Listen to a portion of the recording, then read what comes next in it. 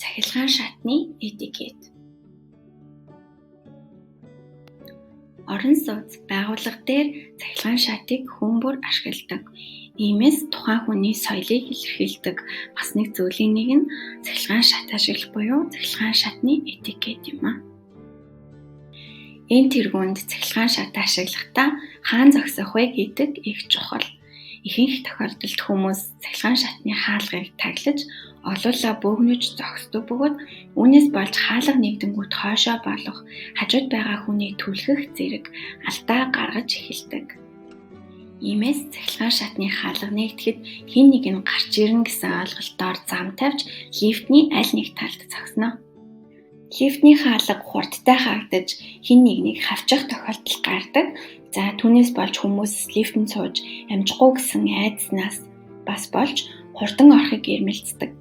За ямар ч үед цахилгаан шатны дотор байгаа хүмүүсийг гарч дууссаны дараа лифтэнд орох ёстой. Ингэснээр бусадтай чихзэлдэж түлхэлцгээс сэргийлнэ бас цаг хэмнэдэг байгаа.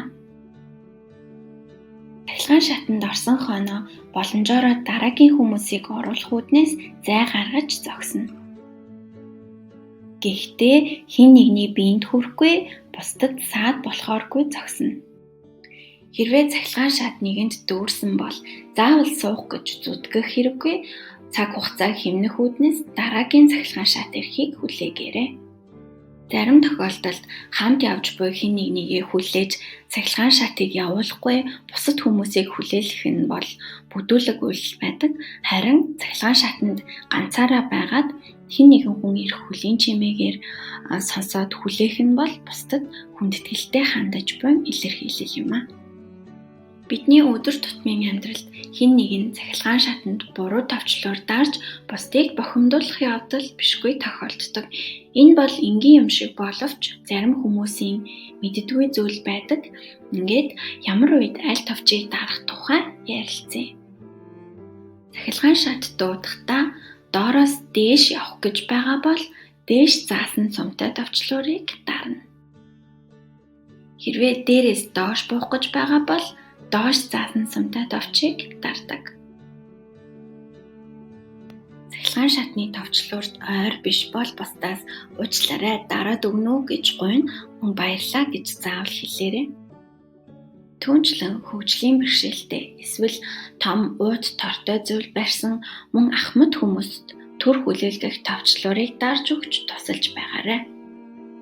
Цахилгаан шатанд хоорондоо утсаар чанга ярих нь зохисгүй бөгөөд шаардлагатай тохиолдолд маш намдуу зөөлөн дуугаар ярина. Цахилгаан шатны дотор үнэртэй ус цацах юм идэх нь зохисгүй бөгөөд хихрэх, ханиах, найтайхыг төвчж үнэхээр зайлшгүй тохиолдолд амаа дарах нь бол бусад хүмүүст таагүй сэтгэлүүлдэхээс зайлс хийдэг.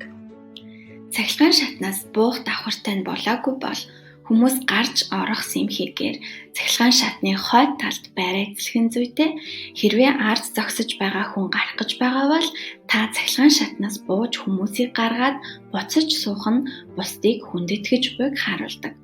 Цахилгаан шатнаас гарч ороход богино хугацаа шаарддаг тул та аль болох хүмүүсийг хүлээлгэлгүй хурдтай орж гарахыг хичээгээрэй.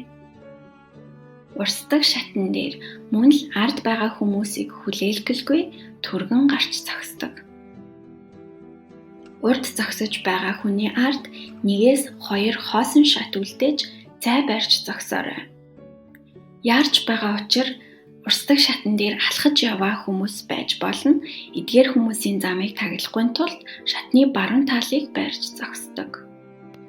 Ингээд зорьсон газраа ирсэн бол төрүүлж гарах гэж дайралгүй дарааллын дагуу буугаарай.